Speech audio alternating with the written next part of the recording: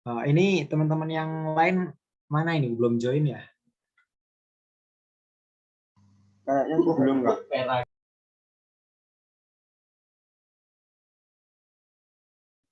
Coba minta tolong teman-temannya dikabari ya, teman-teman staf mudanya. Baik Kak, baik.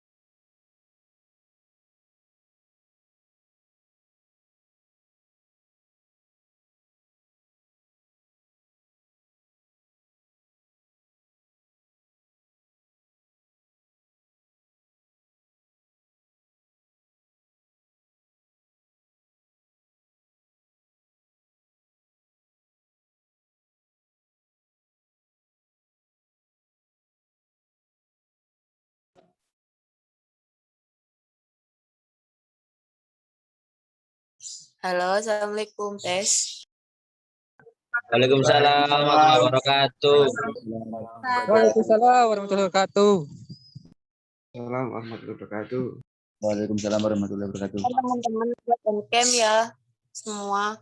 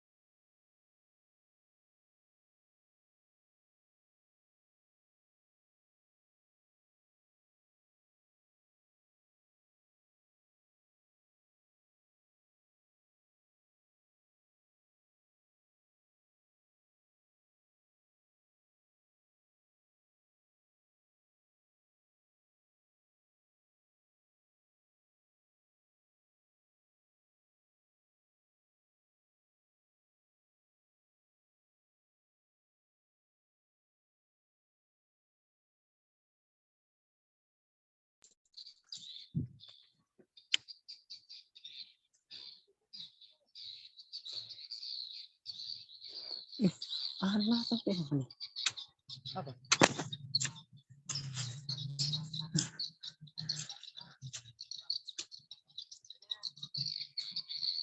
Kali mana, Pak?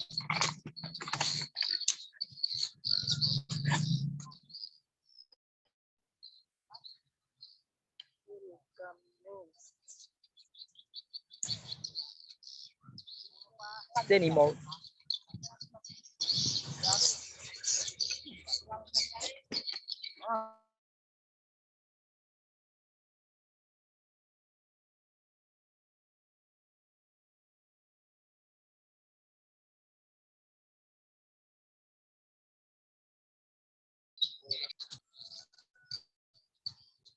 Betul.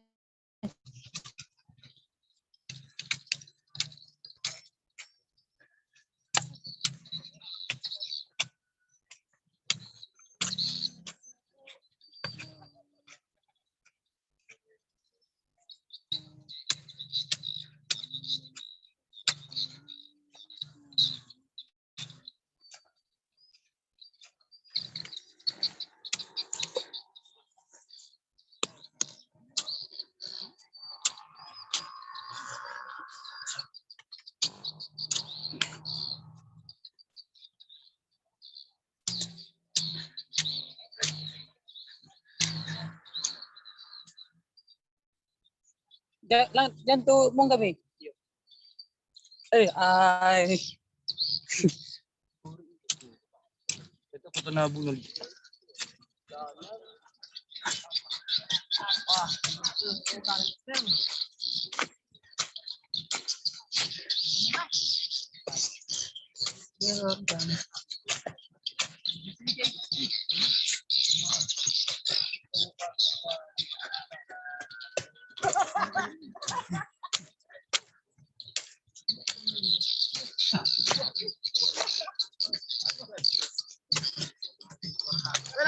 Hey.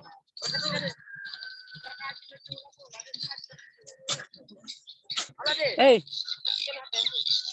Capek na pala chicken.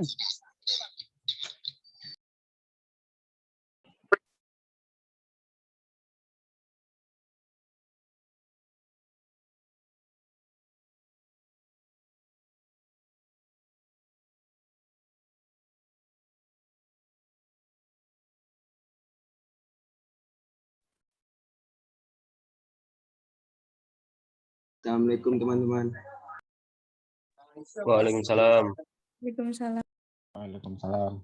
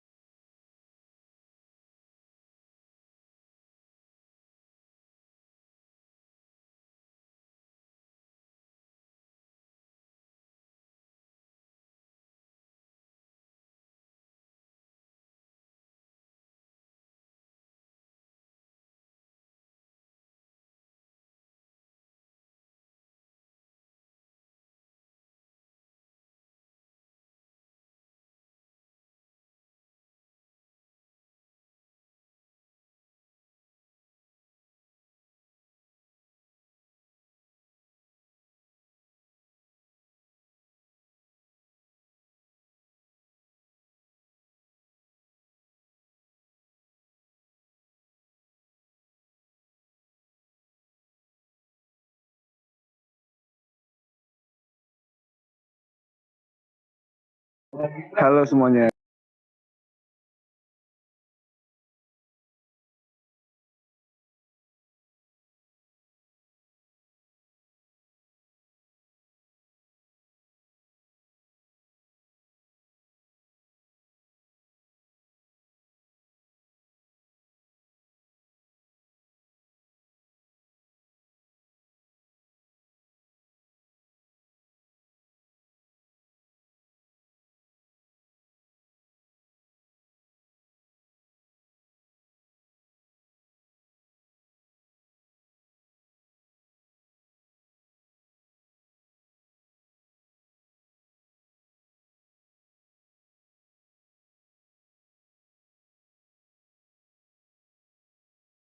Ada kembar Raffi dan Rifki. Apa Rafli?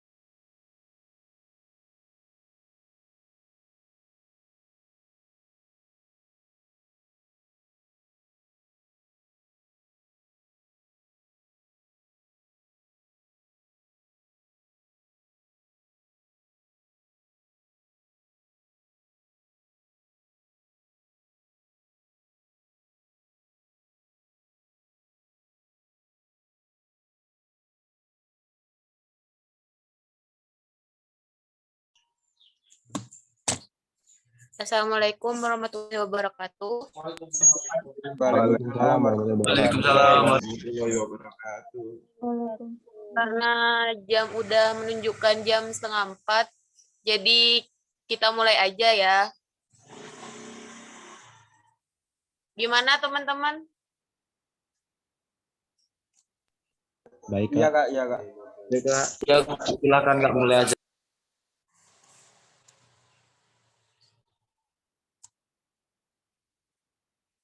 Aku perkenalkan dulu ya. Aku Nada Neza Nadila dari angkatan 19 di sini sebagai moderator di PAN 1. Jadi langsung saja ya ke pematerinya. Materi kali ini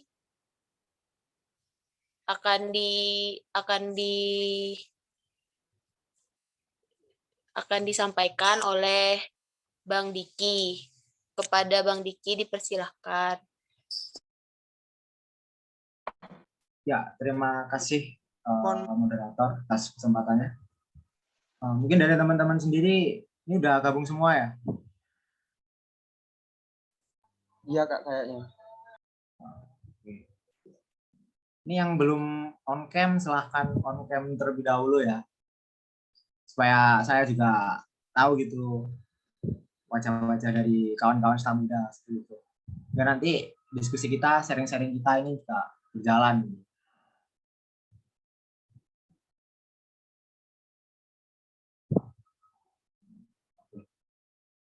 Oke, jadi untuk acara kita hari ini kita di jalan melakukan agenda yaitu diskusi pintar yang pertama.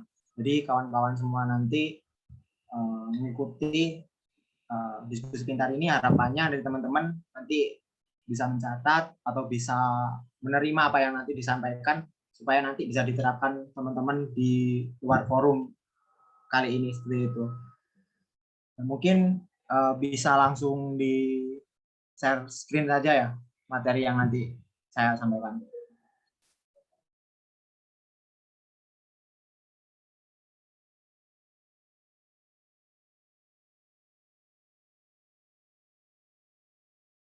Oke, langsung aja. Bismillahirrahmanirrahim. Assalamualaikum warahmatullahi wabarakatuh.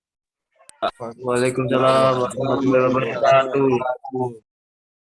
Ya, sebelumnya perkenalkan terlebih dahulu, nama saya Diki Syahrial, saya dari Ketua Bidang Organisasi periode 2020-2021, yang mana nanti akan menyampaikan sedikit materi untuk diskusi pintar yang pertama ini. Jadi mungkin dari kawan-kawan semua di sini mungkin sudah tahu, teman-teman nanti bergerak di bidang, maksudnya bergerak di organisasi apa. Jadi kawan-kawan di sini mungkin sebelumnya ada yang tahu nggak sih organisasi itu apa? Mungkin kalau ada yang tahu langsung interupsi, bisa sharing-sharing, bisa menjawab seperti itu.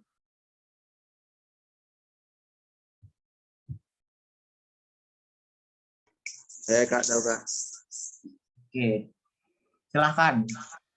Organisasi Nama ya. merupakan ya Kak, nama saya Muhammad Kak. Organisasi merupakan sebuah wadah atau sekelompok orang yang apa namanya,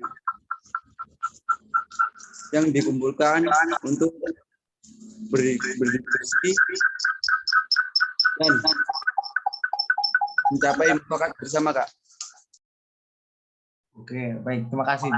Bagus ya. Jadi organisasi ini adalah kumpulan beberapa orang yang berdiskusi untuk melakukan tujuan bersama ya, untuk mencapai tujuan bersama seperti itu ya. Dari si Muhammad siapa tadi? Ya mungkin ada yang lain dari teman-teman. Mungkin dari teman-teman ini ada yang pro atau kontra terhadap statement dari teman kita ini. Kalau menurut saya, ini Pak mau jawab ya Kak? Kalau menurut saya, organisasi itu adalah kumpulan sekelompok orang yang memiliki tujuan yang sama dan terstruktur. Udah, gitu aja. Oke, baik. Terima kasih. Mungkin tadi ada yang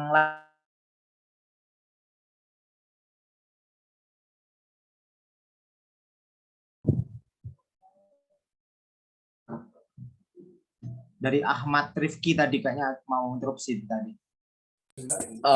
Kalau menurut saya mungkin tempat Sorry, aku potong bentar. Jadi nanti kalau misalkan dari teman-teman mau interupsi, mau menyatakan statement atau pendapatnya, nanti sebutkan nama sama angkatan berapa seperti itu ya.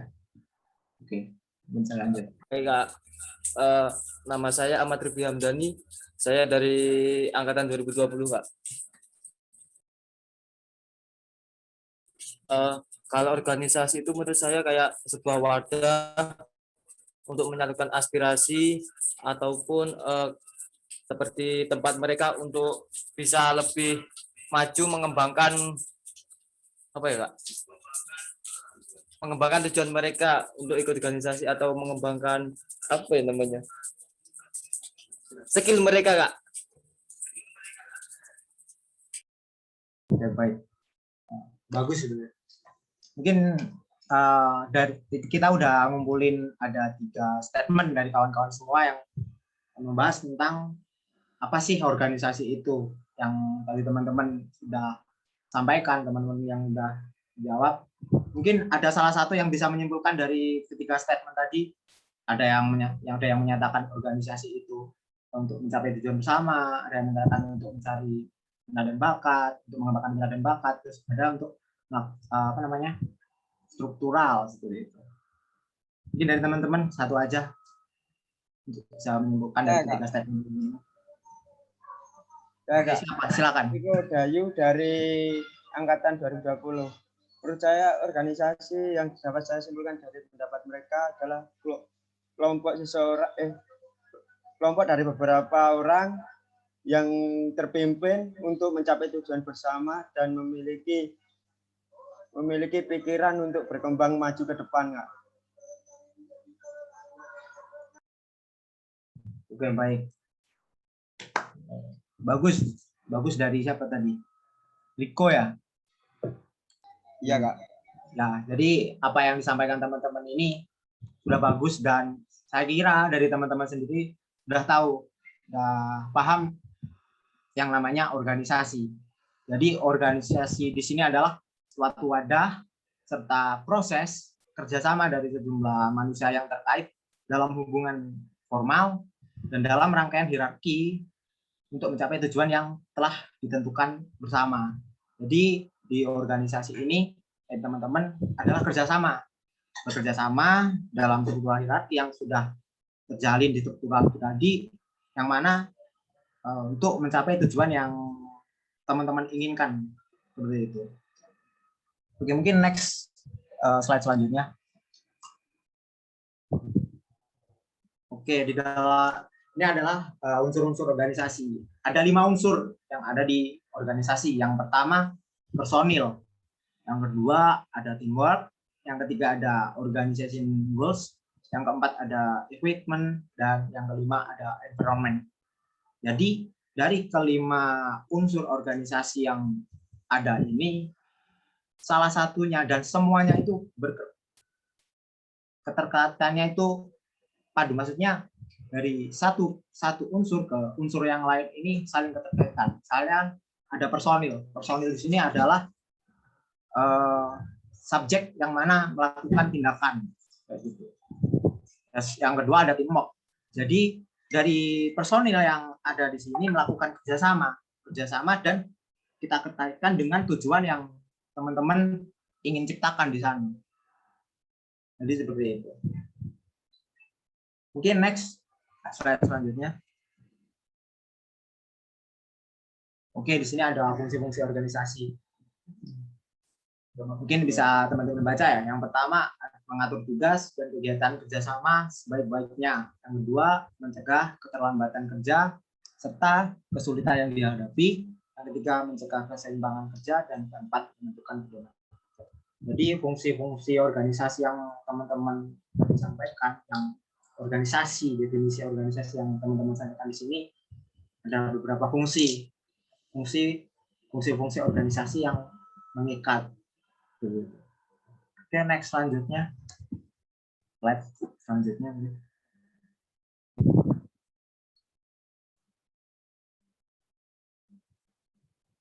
Oke, selanjutnya adalah ada kategori organisasi. Jadi organisasi ini dibedakan menjadi beberapa kategori. Yang pertama ini adalah organisasi dengan basis kesamaan hobi. Nah, yang mana tadi udah disampaikan kawan-kawan semua di awal tadi bahwa organisasi di sini adalah untuk mengembangkan minat ataupun bakat dari teman-teman semua. Jadi ini termasuk ke dalam kategori organisasi yang pertama. Terus yang kedua di sini adalah organisasi dengan basis usaha bersama. Misalkan apa? Kita berikan contoh seperti UKM kewirausahaan, misalkan seperti itu. Nah, dari UKM organisasi kewirausahaan di sini adalah menciptakan laba yang mana di sini basis usaha ini untuk menciptakan profit yang mana nanti di dalamnya itu diatur di organisasi. Terus yang ketiga ada organisasi dengan basis keperluan atau kebutuhan bersama. Nah, di sini maksudnya adalah dari organisasi ini mempunyai tujuannya buat apa? Seperti kita misalkan contoh Himagri sendiri, kita berikan contoh Himagri UNM. Jadi himpunan mahasiswa jurusan agribisnis ini mempunyai kepentingan atau kebutuhan bersama yang mana di situ membantu kawan-kawan mahasiswa agribisnis untuk menjembatani komunikasi dari dosen ataupun dari kegiatan-kegiatan luar yang nanti teman-teman dapatkan nanti di lomba, KTI atau segala macam gitu. Mungkin next selanjutnya.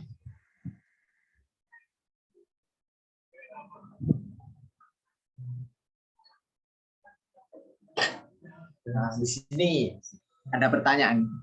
Apa sih pentingnya berorganisasi?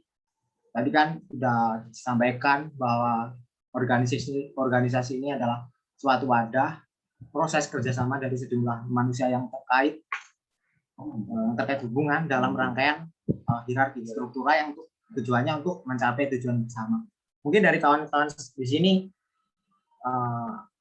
punya mindset atau tanggapan kenapa sih organisasi di sini disebut penting seperti itu. Mungkin ada yang mau menanggapi tentang pertanyaan ini.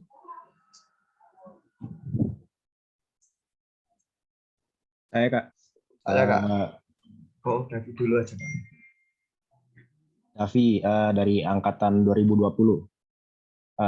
Organisasi itu sangat penting karena menurut saya organisasi dapat melatih kedisiplinan, keberanian, serta dapat mengembangkan kemampuan, baik kemampuan yang sederhana maupun kemampuan yang baru, bahkan mengembangkan istilahnya soft skill, Kak.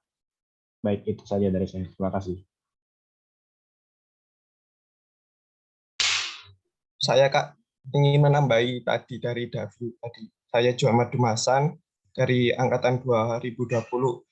Kalau menurut saya itu pentingnya berorganisasi itu untuk melatih soft skill, terus untuk melatih disiplin dan juga untuk melatih kepekaan sosial, Kak. Dan juga loyalitas terhadap teman. Terima kasih Kak, mungkin itu saja. Bagus itu dari statement kita. Mungkin ada yang lain mau nyanggah, menanggapi, atau mungkin ada yang kontra dari statement kawan-kawan semua. Silakan.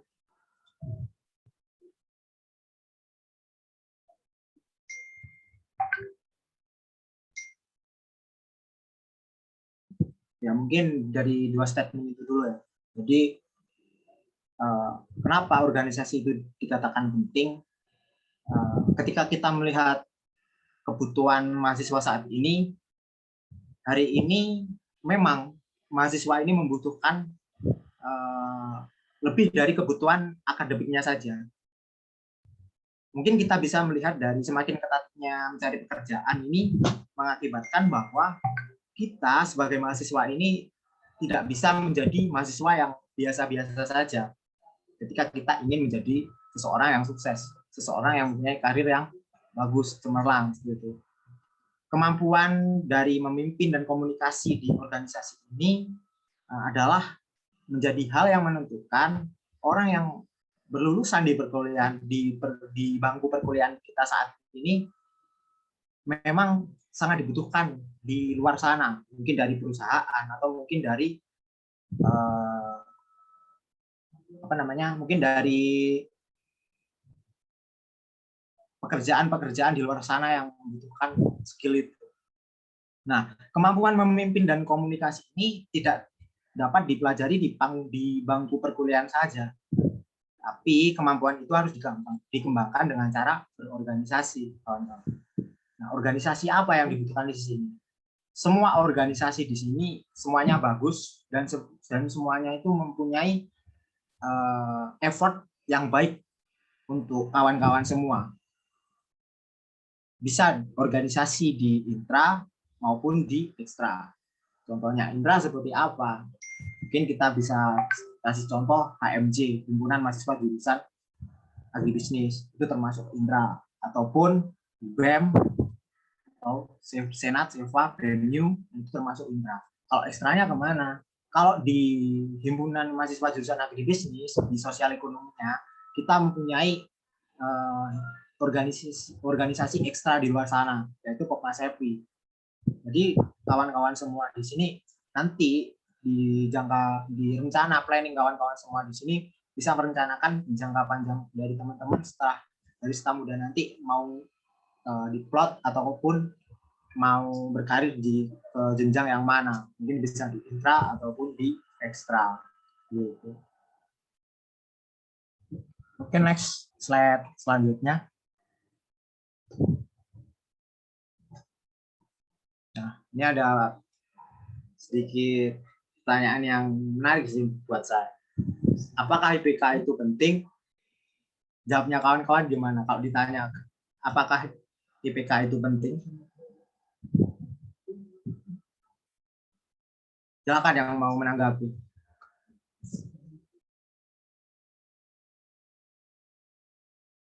Saya, Kak. Oke, silakan. Abdul Karim, angkatan 2020. Kalau menurut saya IPK itu penting, akan tetapi bagi saya sendiri, saya tidak pernah menuntut IPK saya harus 4 gitu, Kak. Jadi pokok saya intinya saya punya target di IPK bahwasanya 3,5 sekian itu saya sudah bangga gitu, Kak. Jadi IPK itu memang penting, tapi organisasi pun juga harus dilaksanakan seperti itu, Kak.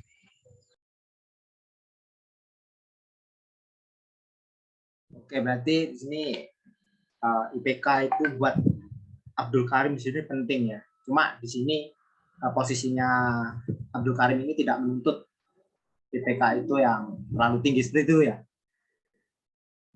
Iya, Kak. Mungkin dari kawan-kawan yang lain. Ini kayaknya dari tadi saya dengar yang cowok mulu nih yang berstatement. Mungkin dari yang cewek nih. Saya, Kak. Saya Felina dari angkatan 2020.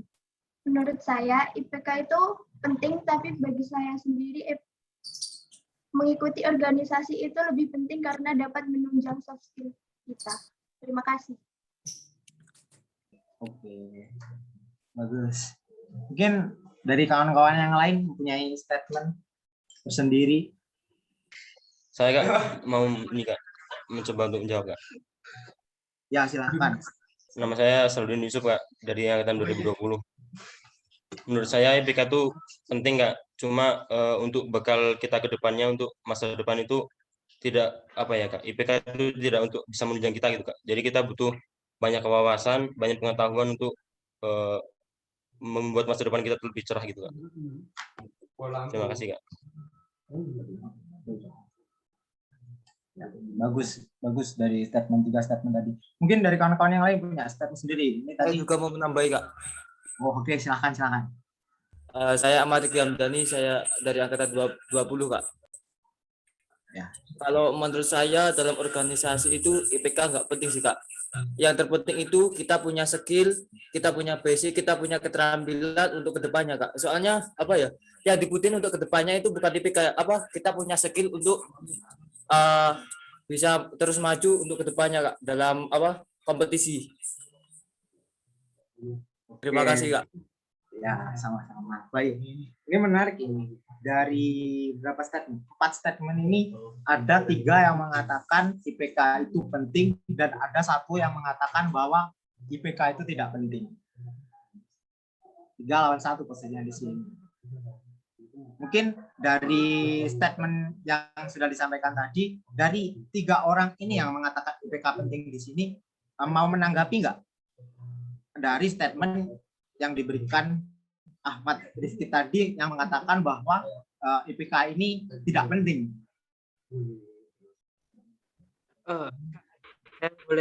Saya menanggapi Kak.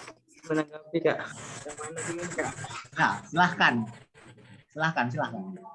Siapa dulu nih moderator itu? Saya menanggapi Kak, dari saya sih memang berbeda-beda, cuman per kepala juga beda-beda. Tapi kalau menurut saya IPK itu kita juga harus punya target, karena apa, nanti pada saat kita terjun di dunia kerja ataupun mana itu harus kita juga, kan kita juga pinter organisasi tapi kita juga tidak ada skill juga di dalam akademik, kayaknya kita sulit juga Kak gitu. Jadi harus imbang lah. Itu saja dari saya. Makasih Rifki. Ya, siap. Ini mulai ada menarik ini pembahasan Saya kita. ingin menanggapi Kak. Oke, silahkan. Siapa? Jangan lupa nama ya. Nama saya Mita dari jurusan agribisnis. Saya setuju dengan pernyataan Abdul Karim karena kita itu sudah menetapkan atau memutuskan untuk memilih dalam berkuliah. Jadi IPK itu juga sangat penting. Mengikuti organisasi itu juga sangat penting karena melalui organisasi saya pikir bisa menumbuhkan skill dan menambah wawasan. Yang paling penting juga menambah relasi dan mempunyai sifat jiwa kepemimpinan gitu. Terima kasih.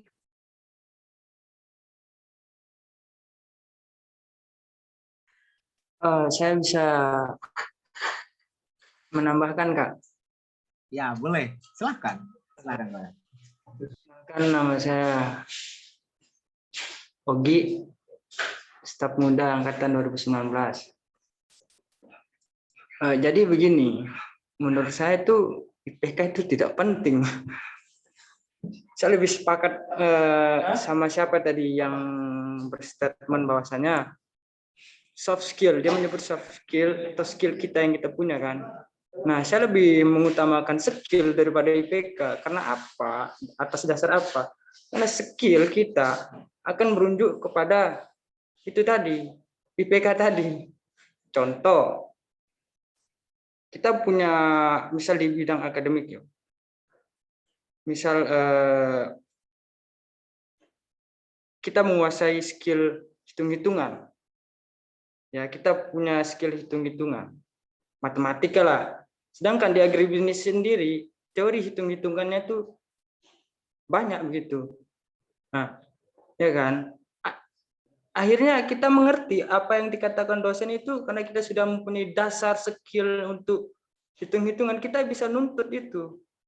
Bisa nuntut lah IPK itu. Saya rasa tidak penting bagi saya IPK itu hanya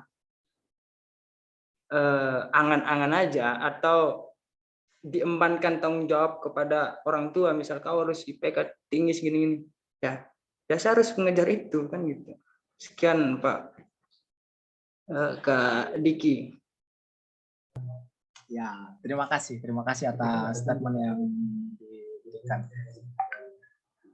Mungkin dari statement tadi masih ada gambaran lah buat kawan-kawan ini.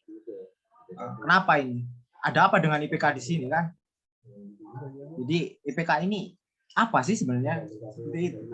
Mungkin dari statement beberapa kawan-kawan ini Gimana? Mau tetap pegang teguh tentang pertama IPK itu penting, atau yang kedua IPK itu tidak penting? Gimana ini? Kak, izin menambahkan, Kak. Ya, Kak. Oh ya, silakan. Siapa dulu Ya, nih? silakan, Muhammad. Siapa dulu, Rim? Bebas. Monggo. Baik. Kalau dari saya untuk IPK itu sama kayak tadi ya, yang pertama statement IPK itu tidak penting. Emang benar sih kalau menurut saya itu emang IPK itu tidak penting dikarenakan nanti juga di dunia pekerjaan itu tuh juga yang dilihat tuh kita pertama itu bukan IPK tapi attitude kita, Kak.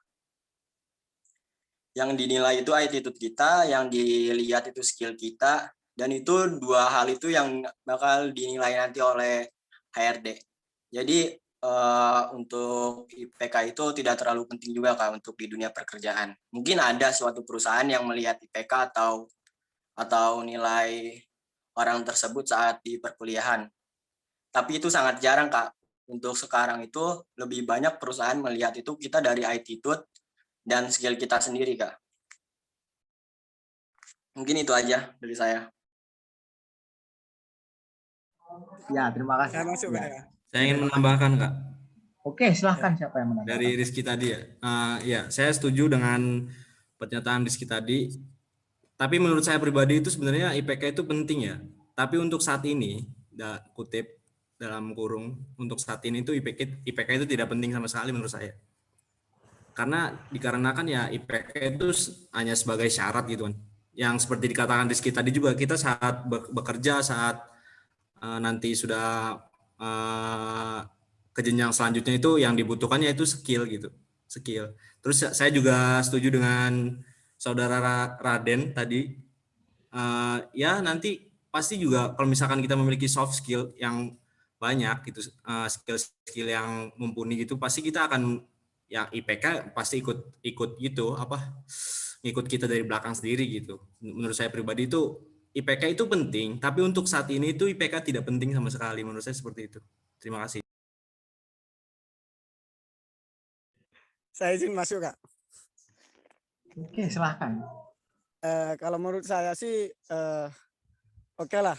Kalau seandainya memang dari teman-teman bilang kalau IPK itu tidak penting. Tapi kalau bagi saya sendiri, IPK itu sebagai gambaran seperti itu, Kak. Nah, IPK itu juga sebagai gambaran tentang kehidupan kita gitu. Jadi kalau seandainya kita kalau seandainya kita bisa bikin usaha sendiri seperti itu tanpa IPK kita bisa karena tidak ada syarat-syarat. Tapi kalau seandainya kita sebagai pelamar kerja ataupun kita yang mau bekerja kepada orang, ya itu tetap IPK itu paling penting seperti itu, Kak. Karena walaupun ada skill, ada apapun, kalau seandainya kita nggak ada pembuktian ataupun kayak seperti ini loh. Kita mau ke Malang seperti itu. Kita punya skill sepeda motor, tapi kita nggak tahu arahnya kemana seperti itu. Jadi kayak kita itu punya skillnya, tapi kita tidak punya ilmunya dan tidak ada pembuktiannya seperti itu, Kak. Jadi kalau menurut saya sendiri IPK itu sangat penting sekali gitu, Kak. Itu saja mungkin dari saya. Mungkin dari teman-teman yang lain silakan. Izin menambahkan lagi, Kak. Izin menyanggah. Oke, satu-satu. Mulai ini, kayaknya pembahasan kita ini mulai menarik di sini. Biar tadi siapa ini? Biar diskusinya lebih struktural, moderator silakan tunjuk aja ya kan. Mana yang diizinkan atau duluan gitu. Biar lebih supaya tidak saya duluan. Nah, silakan. Pasti di sini kita ada kesempatan untuk berbicara. Kan gitu. Coba moderator siapa yang silakan gitu kan. Baik. Mungkin dari Ogi langsung saja sanggahannya. Begini ya. Soft skill. Ya, soft skill itu pasti ada pengkuatnya. Maksudnya kekuatannya. Kekuatannya itu apa? Wawasan. Ya kan? Dia berjalan dengan seiring menurut saya. Karena seseorang mempunyai skill ya kan, ketika mengerjakan sesuatu, ya kan, dia pasti cari tahu, ya kan, biar lebih skillnya itu lebih sempurna lagi, pasti dia akan cari tahu. IPK gambaran sebagai kehidupan. Ya, IPK adalah sebagai, saya tidak sepakat itu karena apa? Banyak sekali orang-orang yang saya temui, ya IPK-nya bagus, ya kan, tapi sulit untuk berbagi kan gitu. Dia menjadi individual kan gitu. Kalau orang IPK bagus, ya pasti dia sadar dia akan membantu seseorang yang kurang begitu kan. Dia ingin menang sendiri, itu suatu hal yang menurut saya salah. Seharusnya dia yang punya IPK tinggi sadar akan bahwa tugasnya dia untuk membantu seseorang, entah itu ngerjain tugas atau segala macam, ya kan. Menurut saya itu tidak mesti jadi gambaran seseorang. Ya oke, kalau dia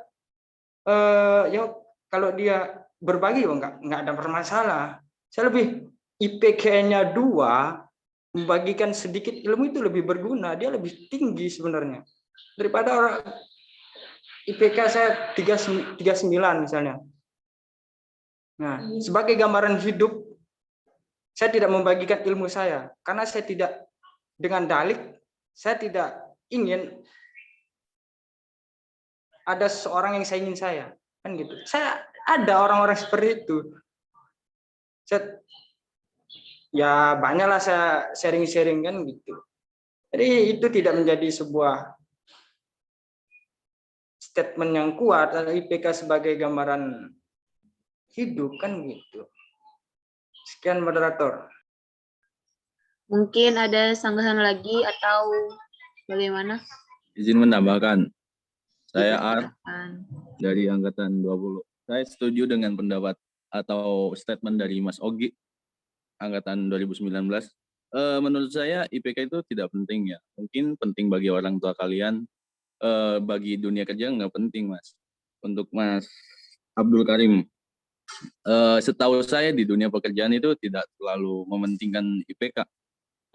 Karena ketika Anda melamar pekerjaan nantinya, bakal Anda itu tidak akan duduk langsung di meja. Seperti Anda akan mendapatkan pelatihan dulu, Anda ada di bagian mana. Nah, menurut saya IPK itu tidak penting ya. Apa? Itu hanya sebuah angka gitu loh. Cuman ya mungkin kelulusan, ya mungkin standarnya saja Anda harus mencukupi standar yang diwajibkan perkuliahan ataupun ya minimal lah dapat B, jangan sampai mengulang. Menurut saya sih gitu. Pentingnya di situ aja. Mungkin kalau ke dunia kerja nggak ada apa-apanya. Mungkin kau harus punya teamwork, skill dalam itu, dan lain-lain. Terima kasih.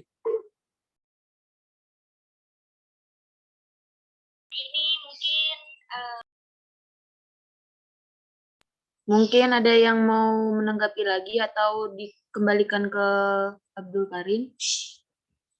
Saya Kak ingin menambahkan Kak. Ya, dipersilakan. Oh, kalau menurut saya begini Kak, sebenarnya itu kan tergantung kepribadian masing-masing Kak.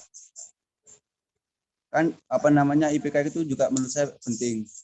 Soalnya kan kalau misalnya kita berprestasi kan bisa saja bukannya kita yang mencari kerja, akan tetapi perusahaan yang mencari kita.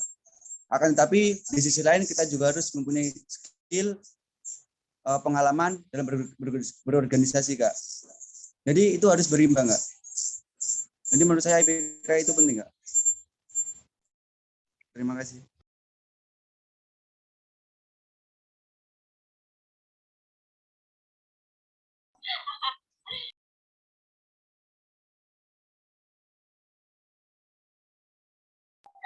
Jadi bagaimana tanggapan Abdul Karim? Oh, oke Kak, saya masuk dulu Kak ya. Sebenarnya ya benar tadi kata teman saya itu sesuai persepsi ataupun per prinsip seperti itu Kak. Jadi saya tadi nggak bilang kalau seandainya skill pun juga diharuskan gitu. Jadi saya mikirnya harus diseimbangkan itu saja.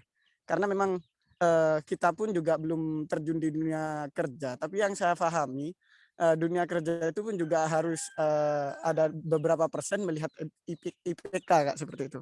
Jadi kalau menurut saya sih sendiri sangat penting terhadap IPK tersebut. Jadi itu saja Kak dari saya. Kak, izin menanggapi, Kak. Iya, dipersilakan. Nama saya Davi dari angkatan 2020.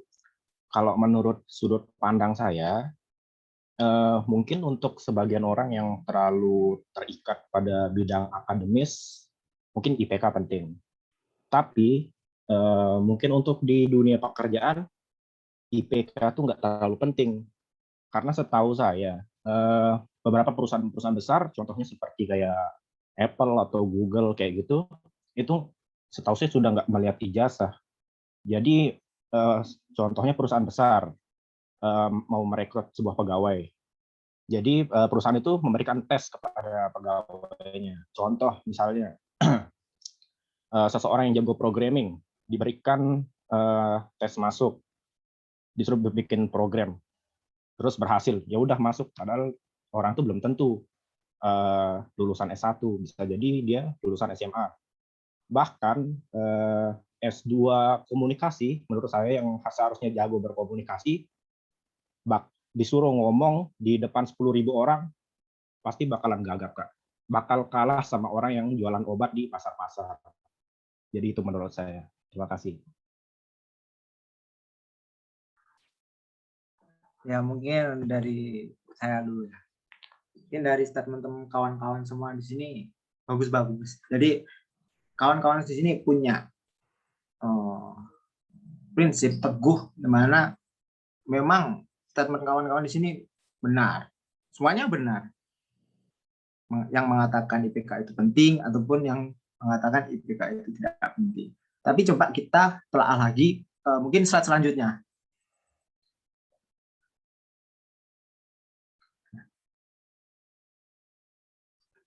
Mungkin next slide selanjutnya mungkin.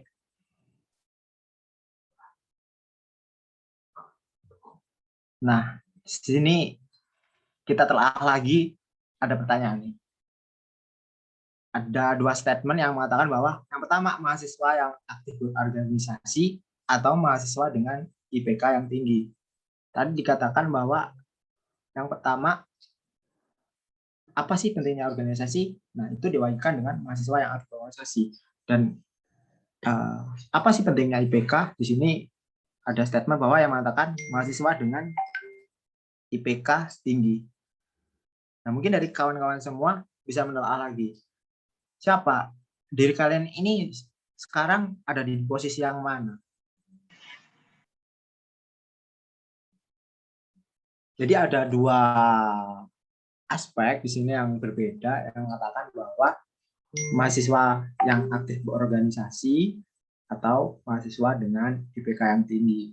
Jadi kawan-kawan di sini merasa yang mana gitu. Mungkin ada yang memberikan statement atau pandangan atau apa?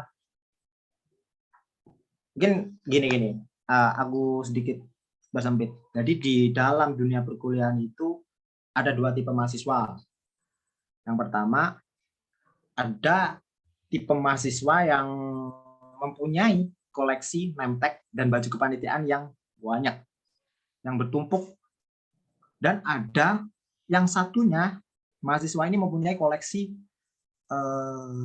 buku ataupun fotokopian laporan yang banyak juga. Ini adalah dua aspek yang berbeda. Mungkin yang satunya sibuk terus rapat dan kumpul dengan rekan-rekan organisasinya. Mungkin di sisi lain ada yang sibuk dengan bacaan-bacaan bukunya, bacaan-bacaan tugas-tugasnya. Nah, di sini kan ada dua aspek yang berbeda gitu. Mungkin dari dua pernyataan itu mana sih yang teman-teman anggap penting gitu. Mungkin itu dulu deh. Coba teman-teman mungkin ada yang punya statement atau pandangan apa tentang dua aspek yang berbeda ini. Silakan. Saya izin bicara moderator ya. Ya, dipersilakan. Ogi. Sobat saya telah ayo.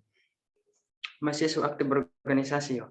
Bagi saya berorganisasi ya mungkin mahasiswa dengan IPK tinggi yo. Saya rasa itu bukan apa namanya? Redaksinya mungkin kayak gini yo. Masih aktif di organisasi dengan perkuliahan. Ya. Nah, karena apa? Mungkin tadi Kak Dikinya mengatakan bahwa baca buku, mana yang lebih baca buku. Sebenarnya kita jadi mahasiswa itu harus mulai dengan pembacaan dan membaca buku. Kita dituntut untuk memiliki wawasan tinggi, kan sudah dijelaskan bahwa seorang akademisi itu memiliki ciri-cirinya memiliki wawasan ilmu yang luas, rasional, kemudian ilmiah, kan begitu. Nah sekarang di mana kita kan? Ini saya rasa dia beriringan sebenarnya. Karena apa? Kita sendiri memiliki tanggung jawab untuk berkuliah. Ya kan? Kita memiliki tanggung jawab tersebut. Nah, kemudian kita rasa ilmu kita belum mumpuni. Nah, dengan mengikuti organisasi lah kita bisa memiliki wawasan luas kan begitu. Kenapa tidak di perkuliahan? Karena ilmu-ilmunya tentang akademis di internal saja. Nah, sedangkan di di organisasi ini ilmunya berbagai macam kalau kita mau cari ya. Nah, jadi menurut saya ada di antara kedua itu. Kalau saya memilih di antara kedua itu. Kenapa? Kebutuhan ilmu saya untuk kedepannya mungkin saya di organisasi dengan cara apa? Dengan cara membaca buku. Karena itu sudah menjadi tuntutan kita sebagai mahasiswa. Kita bukan lagi anak SMP atau segala macam. Kita tahu tupoksi kita sebagai apa kan? Harus akademis, sebagai akademis. Yang ciri-cirinya apa yang tadi saya sebutkan. Gitu.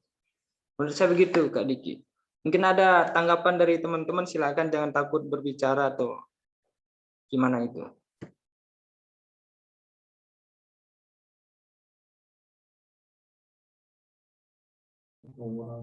Ya, baik.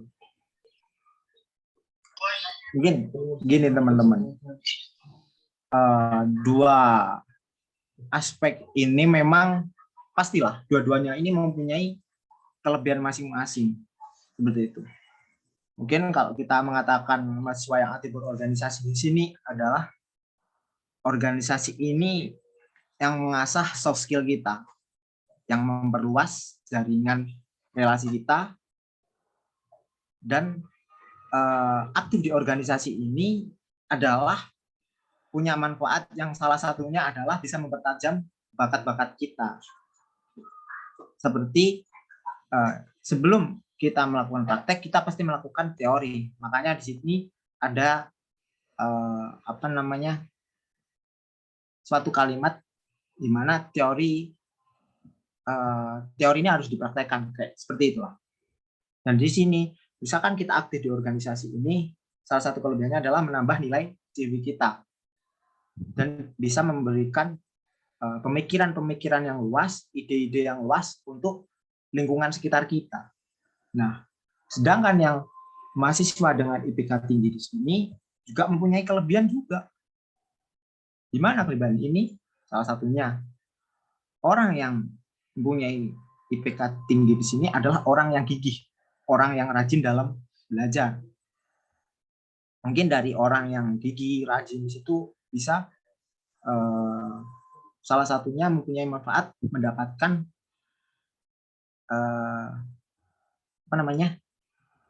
kecerdasan dari mereka yang rajin, kecerdasan yang mereka yang gigih ini bisa berbuah hasil beasiswa. Mungkin dari situ banyak dari kawan-kawan sebelum lulus di bangku perkuliahan ini, banyak dari mereka yang dioprek dari perusahaan-perusahaan luar, perusahaan-perusahaan BUMN, perusahaan swasta. kayak gitu. Nah, salah satunya yang manfaat kelebihan dari IPK tinggi itu ya mungkin yang paling paling kita bisa rasakan di sini, nggak ada yang yang namanya ancaman dari DO itu mungkin nggak ada kalau misalkan IPK kita itu tinggi. Nah, dari sini kan kelihatan dua aspek ini mempunyai kelebihan masing-masing. Mungkin di sisi soft skill-nya, mungkin di sisi hard skill-nya, ataupun mungkin dari aspek-aspek lain yang kawan-kawan nanti bisa rasakan ketika mendapatkan pengalaman yang seperti ini gitu loh.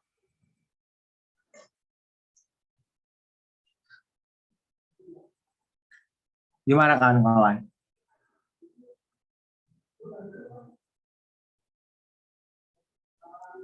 Izin menanggapi, Kak. Langsung saja deh. Iya, untuk statement tadi dari Kak Diki, kan Kak Diki tadi bilang ya, katanya di organisasi itu untuk menyalurkan bakat yang ada di dalam diri kita. Nah, kalau aku sih setuju untuk statement itu ya, dikarenakan setiap manusia itu berbeda-beda gitu.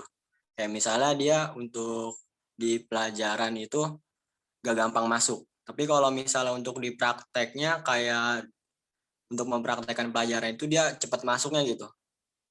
Nah, jadi untuk aku sih tergantung balik lagi ke orangnya itu, ke diri sendiri itu.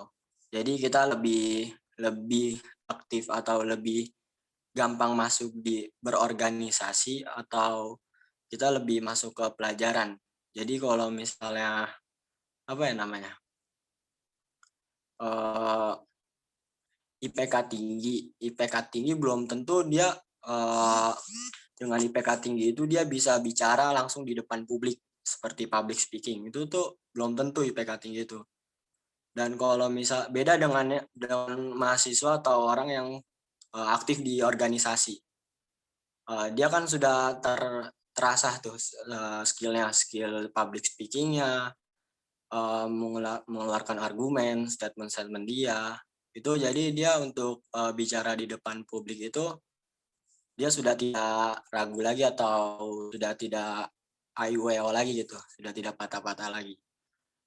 Untuk yang IPK tinggi itu juga belum tentu bisa gitu untuk melakukan hal seperti itu. Ya mungkin itu aja kan dari saya. Saya ingin menanggapi, Kak. Ya, dipersilahkan. Tapi nggak menutup kemungkinan juga orang yang punya IPK tinggi itu bisa bicara di depan umum dan memiliki soft skill yang banyak. Kayak nggak semua orang yang IPK-nya tinggi tuh dia punya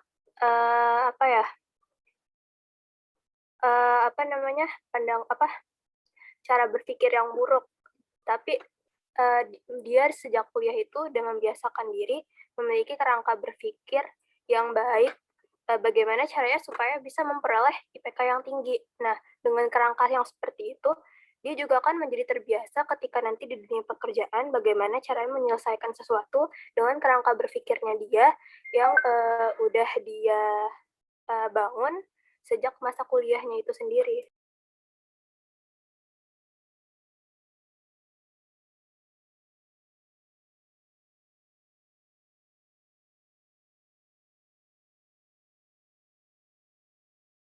Mungkin ada tanggapan lain atau bagaimana teman-teman? Saya Kak ingin menambahkan tadi dari Hanifah itu. Bahkan kalau tidak dikerangka dengan baik itu, kalau misalnya nggak diimbangi dengan organisasi itu, IPK malah akan menjadi sangat berbahaya, Kak. Misalnya seperti kayak banyak sekali elit-elit pejabat itu sekarang korupsi itu, mereka mungkin IPK-nya tinggi tapi kurang jujur dan lain-lainnya. Bahkan juga bisa memperalat IPK tersebut dengan kecerdasannya nantinya itu bisa membuat dampak yang sangat negatif, Pak. Jadi kalau tidak diimbangi dengan organisasi itu, kalau menurut saya IPK tersebut akan diperalat atau digunakan sebagai dampak yang negatif dan berbahaya, Kak. Terima kasih, mungkin itu saja.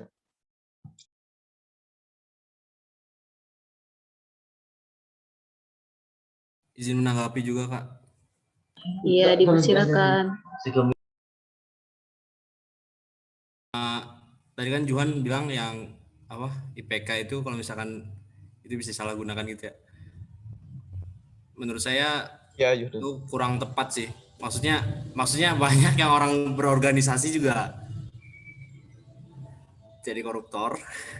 Banyak juga. Ya menurut saya di kehidupan ini kita harus seimbang aja gitu nggak sih? Biar supaya antara intelijen, antara soft skill atau skill-skill lainnya itu seimbang gitu. Jadi ya saya kurang setuju sama pendapat Juan tadi. Soalnya ya kita manusia biasa, kita juga pasti punya rasa maruk tamak gitu, yang namanya korupsi mah ya orang Indonesia udah jadi rahasia umum lah. Terima kasih.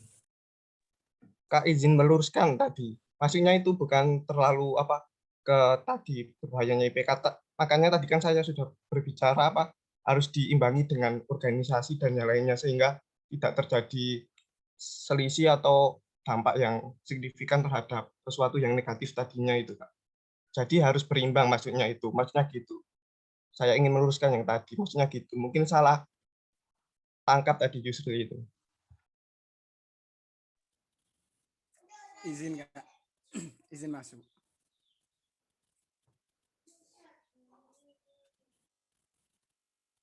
Izin masuk, Kak. Iya, Dek.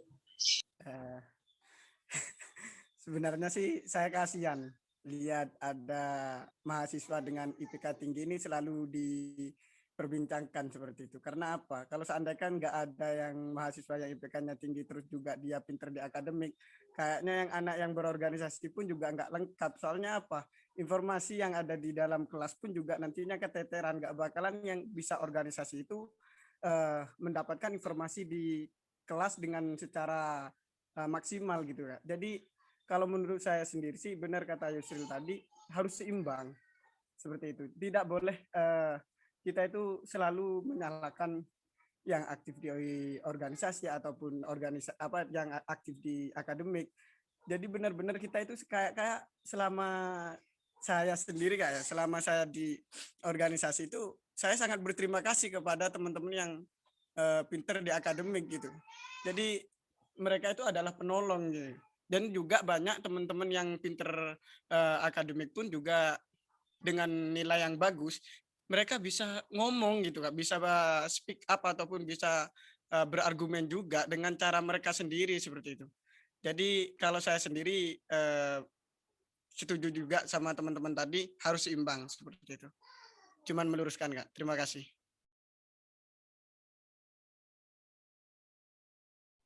Ya, bagus statement dari kawan-kawan tadi yang mengatakan bahwa organisasi sama prestasi IPK yang tinggi ini harus dibarengi, harus seimbang lah, seperti itu. Saya sepakat juga kalau kegiatan organisasi kita di kampus dan prestasi kita di akademik ini harus berjalan seiringan, yang mana memang benar. Jadi ketika kita mengenal organisasi ini memang bisa di mana saja. Cuma ketika kita masuk dunia perkuliahan, yang mengenalkan kita di organisasi ini adalah ketika kita masuk kampus.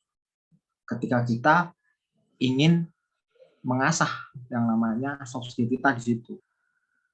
Akademik sama organisasi ini memang tidak bisa dipisahkan satu sama lainnya.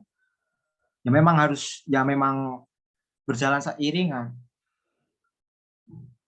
Kuantitas kualitas dari setiap individu orang itu memang berbeda-beda. Mungkin ada salah satu seorang itu mempunyai hard skill yang lebih tinggi dari seseorang yang B, katakanlah seperti itu. mungkin ada seseorang juga yang mempunyai nilai penalaran keilmuan yang lebih tinggi daripada nilai soft skill-nya. Nah, dari situ ada sebuah alasan yang mana dari dua statement ini memang harus berjalan beriringan, harus berjalan bersamaan, yang mana satu aspek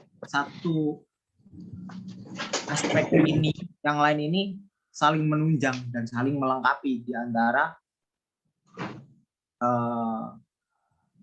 itu tadi, yang aktif organisasi maupun yang mempunyai prestasi IPK yang tinggi. Mungkin dari situ, dari pembahasan yang kita dapatkan kali ini, mungkin yang dari apa sih pentingnya organisasi, terus IPK tinggi itu penting atau enggak sih, terus membahas tentang organisasi atau IPK yang tinggi. Dari pembahasan kita yang sudah berlanjut saat ini, mungkin ada yang bisa menyimpulkan dari kegiatan diskusi kita hari ini, mungkin dari pembahasan yang sudah berjalan sampai saat ini. Mungkin dari kawan-kawan bisa menyimpulkan siapa yang mau menyimpulkan? Silakan. Saya, Kak.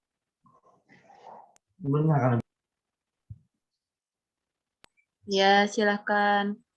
Jangan lupa perkenalan dulu ya, Dek. Iya. Saya Yusril Iza Mahendra, angkatan 20.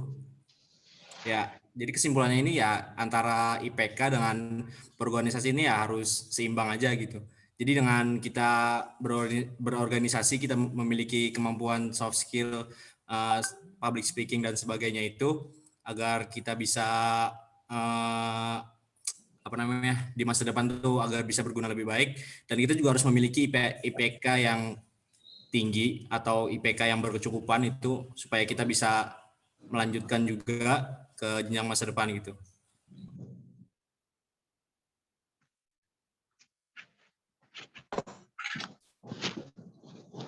Ya, terima kasih Yusril Iza yang sudah menyampaikan kesimpulannya. Jadi kawan-kawan mungkin sudah disampaikan kesimpulan dari diskusi kita hari ini, yang mana memang keterkaitan kita organisasi dengan akademik ini memang mempunyai pengaruh dampak yang besar bagi kawan-kawan ketika ingin mengikuti organisasi.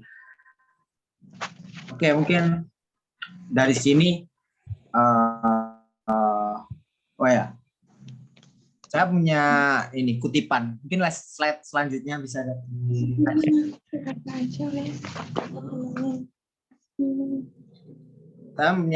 saya mengutip dari Satria Effendi, kaderisasi tanpa penanaman nilai kerendahan hati hanya akan melahirkan iblis yang semakin cerdas. Dimana saya mengartikan ini untuk kawan-kawan ketika ingin nanti gabung dengan organisasi manapun, dimanapun itu, kawan-kawan tetap harus jaga yang namanya kerendahan hati, rendah hati. Yang mana dari kawan-kawan nanti ketika mempunyai kerendahan hati di sini, kalau bahasa Jawanya teposliro, itu akan menimbulkan saling menghargai antara satu sama lain. Bagaimana ketika dari kawan-kawan semua di sini mempunyai tinggi hati yang terlalu over, nanti akan menjadikan bumerang sendiri bagi kawan-kawan. Bumerangnya apa? Bumerangnya ketika kita sudah tinggi hati, kita sudah lautan, daratan, atau manapun itu, dan itu akan menjadikan kawan-kawan di sini semakin jatuh ke dalam lubang yang kelam. Ya, mungkin cukup dari saya. Saya kira mungkin itu yang bisa saya sampaikan dari kawan-kawan. Saya kembalikan ke moderator.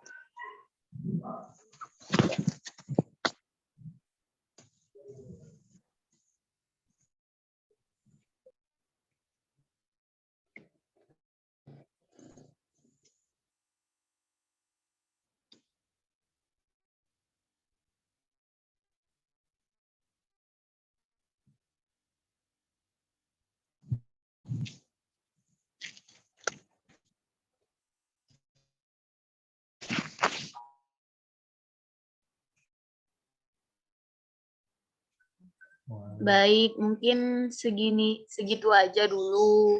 Diskusi kita Moderator pada izin masuk. Oh, ya dipersilakan Manda. Jadi untuk teman-teman presensinya di room chat ya.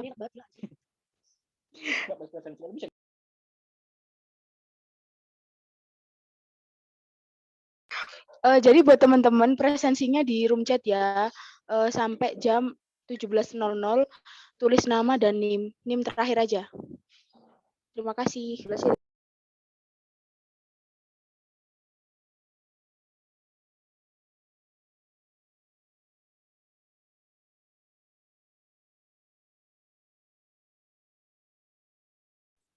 Mungkin saya tutup saja ya diskusi pintar kali ini.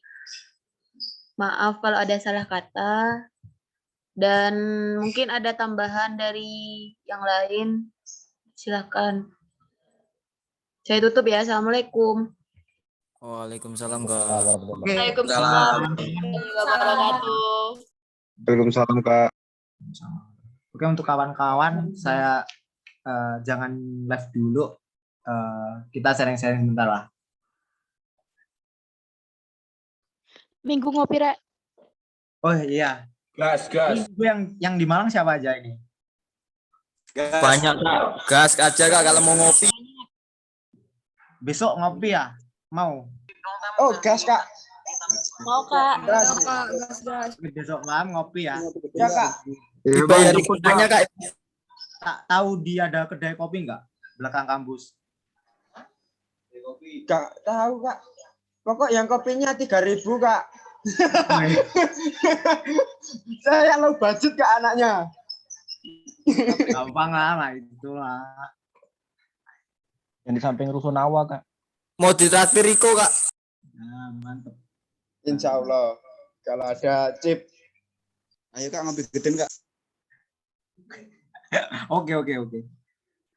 Kalau teman-teman mau besok ini kalau mau ngopi, ayo ngopi di belakang kampus, ada kedai, ya habis isya gitulah. Sholat dulu, terus nanti kita ada kedai gitu ya. Oh iya Kak, siap. Ini siapa sih yang di Malang ini? Saya Kak, sama geng saya. Oh, sama teman saya. Selamat.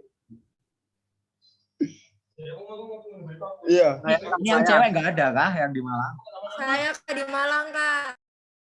Oh Intan, boleh tuh ngopi tuh besok tuh. Habis sisa ya. Ayo. Amal di Malang, Kak. Siapa? Amal? Iya Kak, Amal Kak di Malang. Ya ikutlah join besok ngopi-ngopi. Ayo yang di Malang, ngopi. Ya kahimnya juga Kak. Kalau mau Rek, ini udah pada absen semua, ta? Sudah Kak, sudah. Buat yang namanya Rizky Amal, mau bakso Pinangki ngopi. Mana Kak? Karena sekarang traktiran ya gila, bohong bae. Ini loh ditagi traktirannya. Kan jadi juara 1 kan? Bentar, tunggu aja dulu pengumuman dari BEM. Barulah gas. Kapan pengumumannya? Bekasi Jaya. Ini nih dapat salam dari Bekasi Jaya. Ki, sumpah enak kali lu baksonya. Kak. OTW nih di mana Sherlock? Mau OTW nih. Apa Rizky bilang? Mau OTW Kak, kalau katanya. ada tugas besok bawa aja. Siapa tahu kan kakak-kakaknya itu mau bantu. Pasti Nggak mau bantu. bantu. Kalau nggak bantu bilang ke Mau bantu saya Rizky, nanti. Intan juga nggak mau. PKM ya, Kak. Tugas UAS Kak. Wis ngeri. Oh, iya nggak apa-apa bahas PKM bahas apa aja boleh. Jangan percaya Diki. Pedih banget. Kenapa nggak boleh percaya Kak Diki, Kak? Info di Malang, Kak. Ini mana sih? Muka gue. Aduh. But ya. Udah hancur lagi. Ya lu sama Kak Budi gak ngajak. Sama si Wanda juga tuh. Sherlock, Dek, Kak, salam OTW. kenal ya. Mbak Natasha 2018. Ngapain, Wan? Udah tua. Ngapain, Wan? Belum kenal Kak. Saya Oh ini Nadifa Nur Salsa mau ngomong nih. Siapa tuh? Nadifa di Malang, Kak. Rifki. Nadifa di Malang, Kak. Oh iya, di Malang itu. Wah, kalau nggak Sogi. ngopi nggak ini sih. Amalia Elsa ada gimana? juga kok, Kak. Besok aku tunggu loh ya, di ada kedai habis sisa, kalau nggak ada yang datang, wah, Bahaya banget. Oh bener iya nih. Kak, siap Kak. Di Sherlock saja Kak. Karena saya anaknya baru di Malang 2 hari Kak. Apa kok? Ngopi. Kak, 3.000. Budget saya 5.000 sampai 3.000. Oleh kacang guys, gak apa-apa. Tenang Riko, ada Amal. Bawa sasetan aja kok, seduh di sana.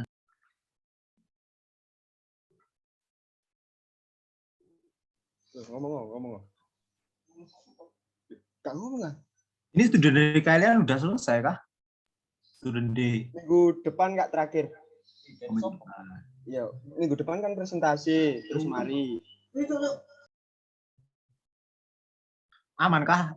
Lancar? Atau ada kendala? Alhamdulillah mumet Kak mikir proposal. Buat proposal apa? PKM. Ambil apa kok kamu PKM kok? PKMK Kak. Oh, PKMK. Satu tim sama siapa? Satu tim sama Raffi sama Rifki. Iya Kak. Semangat lah, semangat. Siap. Alhamdulillah 2 hari nggak tidur. Itu loh deh, minta bantuan sama Mas Diki. Mas Diki tuh jago dalam segala hal. Yo siap. Waktu ngopi, minta bantuan. Iya, kenapa nak?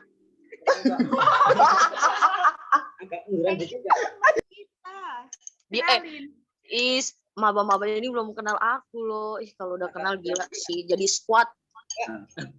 Bang, kene apa? Oh, granat. Hah? Ingin celah lu. Agak munduran dikit, Kak. Cakep-cakep. Hah? Oh, yo gak usah cebukur ngono. Cantiknya kelewatan. Cantiknya kelewatan. Siapa yang cantiknya kelewatan? Kayaknya ibunya sendiri, Kak. Hah? Ibunya sendiri. Dia gombalin ibunya. Oh, kawan dah. Lamongan mana, Kak? Wah, ibu enak yo.